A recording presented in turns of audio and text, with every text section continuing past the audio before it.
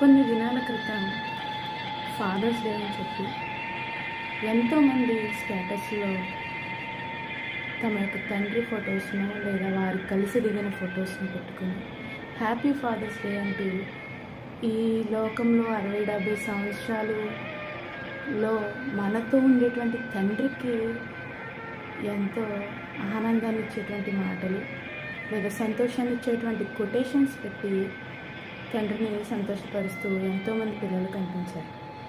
అయితే అంతకంటే ముఖ్యమైన తండ్రి, అంతకంటే ఎక్కువగా ప్రేమించే తండ్రి, అంతకంటే ఎక్కువగా పోషిస్తున్న తండ్రిని మర్చిపోయింది ఈ సమాజం.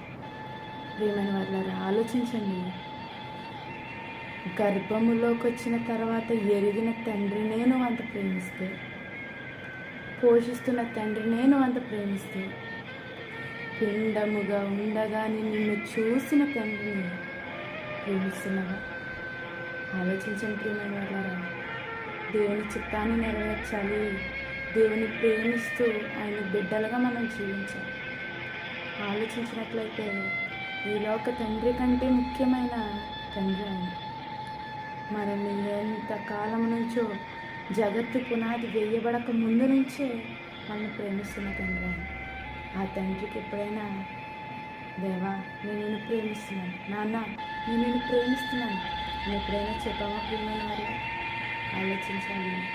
ఈ లోక తండ్రి మనతో ఉంటే మహా అయితే ఒక 50 సంవత్సరాలు ఉంటాడేమో, కానీ అంతకంటే ఎక్కువ యుగ యుగాలు తరతరాలు మన కొరకు ఆలోచించిన తండ్రిని ఎప్పుడు ప్రేమిస్తా?